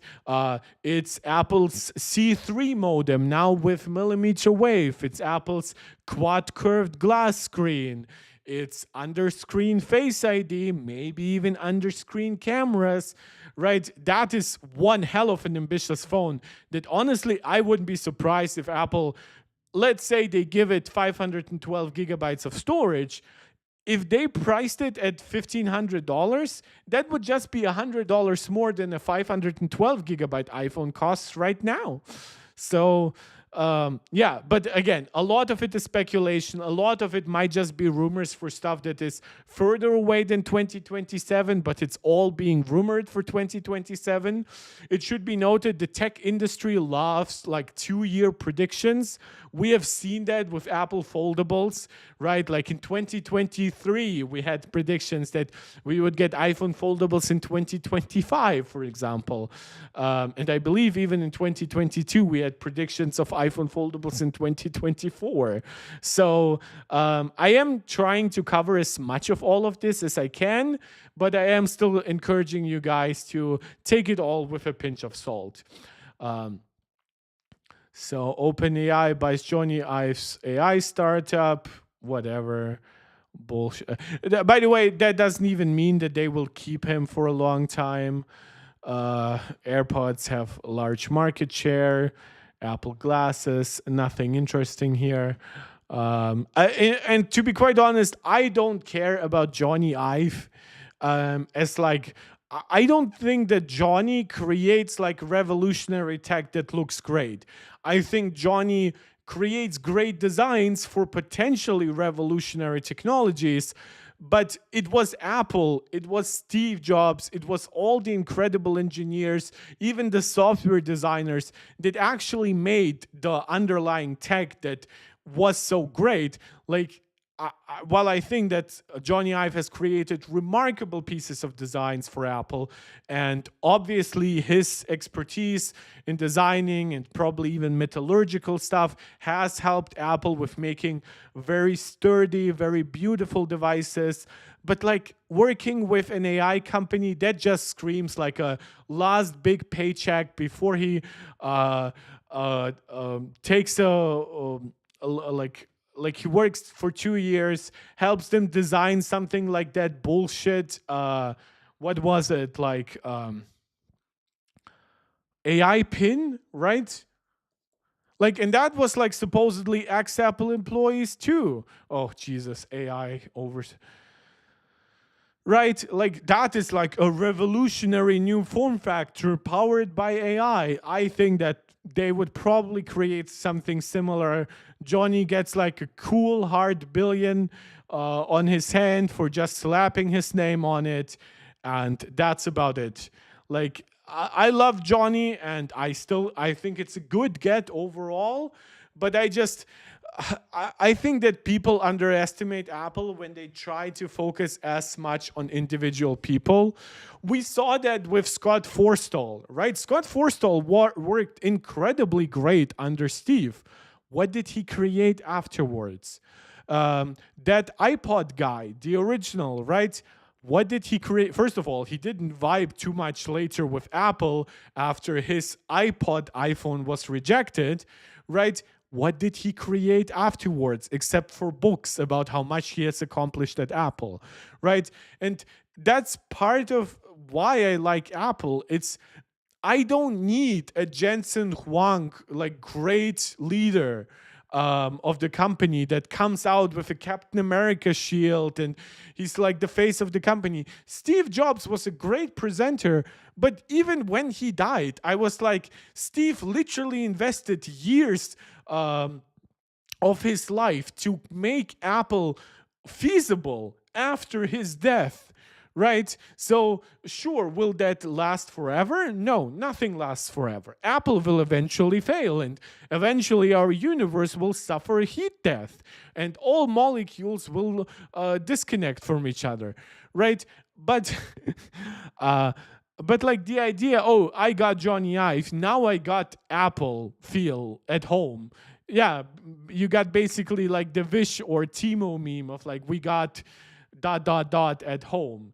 Even though you get Johny Ive. Johny Ive worked great because he had a big engineering team under him, like a notoriously good engineering team. He had all of Apple's money. Right for the beginning, yeah, Steve Wozniak was the GOAT for the actual Apple One, for example. Absolutely. Now, would Steve Wozniak by himself created the company even the fraction of the success of Apple? I would argue no. I think Steve, even though he obviously wasn't the engineer that Steve Wozniak was, or the programmer that Scott Forstall was, and the people before Scott and stuff like that. Like, Steve had first a talent to actually find that talent, right? To nurture that talent. And he also had a very good eye for intuitiveness of hardware and software and the final tech product. So, and you see that when you get just like, oh, we are Apple guys, now we are like free of Apple, right? And then you do this, and I'm like, why? And you see that design-wise, you could imagine this being designed by Johny, right? It has like a sleek aluminum frame. It's mostly like a multi-touch or just a touch surface in the front. I guess it even has like a little bit of like a notch or a dynamic island. But it's just not the same, right? Because you don't get the internal company structure. And you can argue with me if Apple has that internal company structure. But I would argue if Apple doesn't have it right now, then right now there's not a single company that has the internal company structure that Apple had under Steve Jobs and the years after Steve Jobs' death, right? Maybe 5 years. Maybe you can argue once Phil Schiller was gone, once Johny Ive was gone, once Scott Forstall was gone, right? Maybe by that point you don't like Apple anymore. That's up to you. I have never felt that, but maybe I will in the future. I know that from people who like Sony, for example. I like Sony. I like my PlayStation, but I don't idolize that company in any way. But I know people who do. They will remember people like Ken Kutaragi and I forgot the name of the person who was responsible for indie games, but then he got like into a power grab fight and he lost, whatever.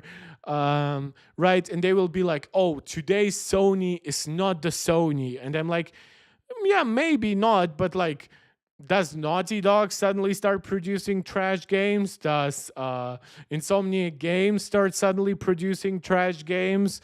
Does Sony Santa Monica suddenly start producing trash games?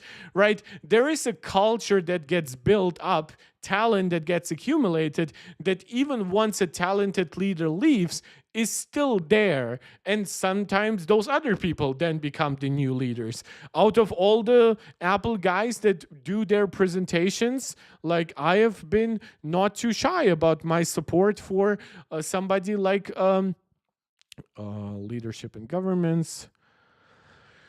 Where is he? Like John Turnus. And yes, I know that Jeff Williams would be a very natural successor to Tim Cook because he is an operations guy, just like Tim was.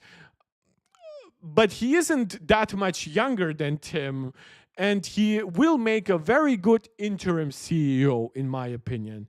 If Tim Cook wants to leave a little bit more suddenly than some people think, that I think we will need like a 2-year interim CEO to prepare whoever is next. I think Craig would probably make a decent leader, but he just has a lot on his plate with software. Johnny Cerrucci, he needs to stay in his lab and keep up cooking the crystal meth, basically, that is the genius that is Apple Silicon. Financial officers, not too great. I don't want bean counters. Deirdre would probably make a decent leader, but probably less of Apple and more of a lifestyle company. Eddie, Eddie is getting a little long in the tooth when it comes to services. I wonder if a different leader when it comes to services would have been able to get some better outcomes for like the App Store regulations. So I don't either way, he isn't as young so that like he would be a natural successor. Joswiak, marketing guy, great, not leadership material. Giandrea, if he even stays at Apple at this point with some of the AI mishaps. I just would love a hardware guy, and Apple seems to trust him a lot. He gets like new projects under him all the time. He went from like being responsible for like the pro teams that created like the 16-inch MacBook Pro and the big Mac Pro, and the iMac Pro, right? To now overseeing basically all of Apple hardware. So, yeah, I think he would be a natural successor. Craig looks like he does shampoo or underwear modeling. Yeah, well, that's kind of the joke, right? Like, I think he is like a surfer guy in California, isn't he? Like, he's a very handsome man for like such a position. I would probably argue he is the most handsome person in like big tech leadership. I wouldn't spontaneously think of somebody more attractive than him. Yeah, and Catherine Adams, I don't even know what she exactly does, but to be quite honest, it's a little bit of a boys' club. It might sound bad, but I just think that it will be handed over to a man. Not supporting sexism, of course, but yeah. And then Phil Schiller, Apple fellow, out of the company, still saying he works like a full work week. Wait, Luca left. So I guess those are, but so I guess he is still kind of associated with Apple.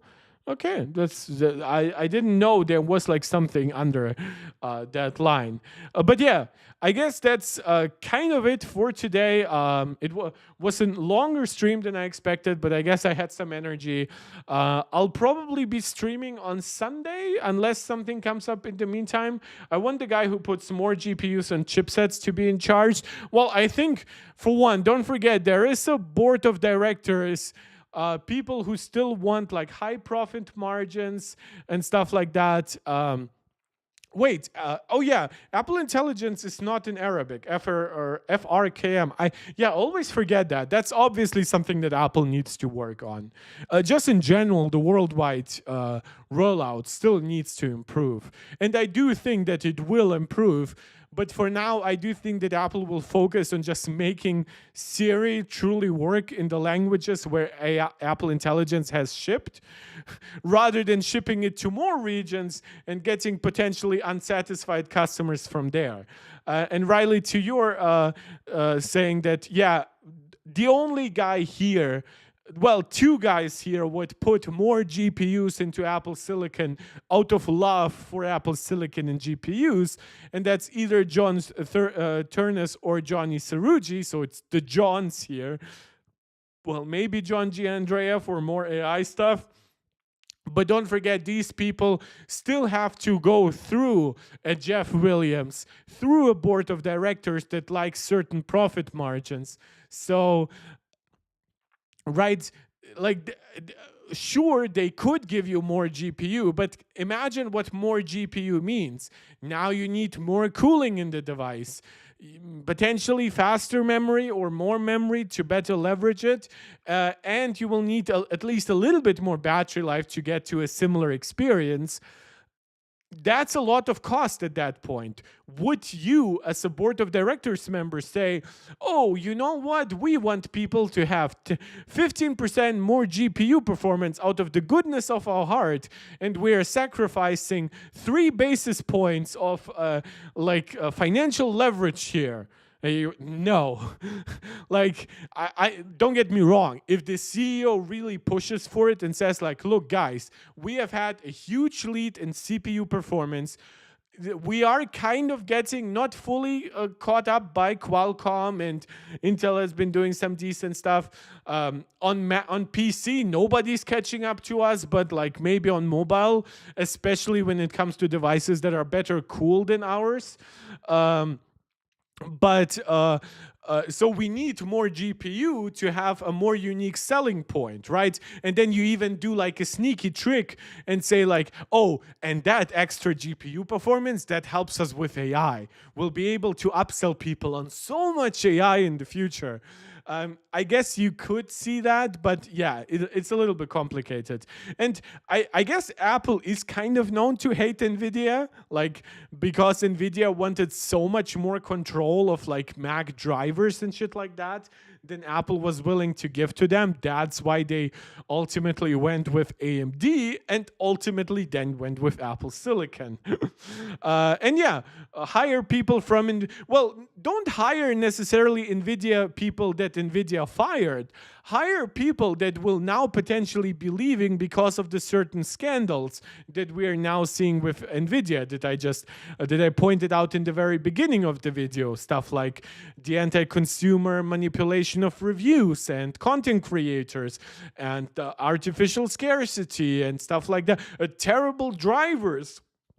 So, yeah, a lot to talk about here, but not for today. Guys, this is about it for today's video. Thank you so much for joining. Thank you for also giving me a lively live chat. Before I go, shout out for you to do the YouTube jazz one last time, subscribing to the video, liking it, sharing it out to anybody who think might enjoy it. And don't just comment on the video, also comment, don't just comment live, also comment in the regular comment section on the video. That helps tremendously with the algorithm. Whenever you catch me live, consider leaving a super chat or a super sticker. Consider becoming a channel member. Shout out to Angelica, Steve, and Max Maximus. And of course, you can also become a supporter over on Patreon. The link for that is in the description of this channel. We are now getting closer to WWDC. There will be a lot to cover, obviously, and I will try to live stream WWDC. Now that we know the exact time and everything, I'll probably be like discussing this at work to make that work. And whenever there's something new in the meantime, I will cover that too. I will probably stream about twice a week leading up to DubDub, but then after DubDub, expect like a week of me streaming almost daily. So thank you guys so much. Take care. See you in the next one. Let me know what else you would like to see me cover in the future. This is Mark Tech tuning out. And you got big Mark. It's a bye. Bye bye.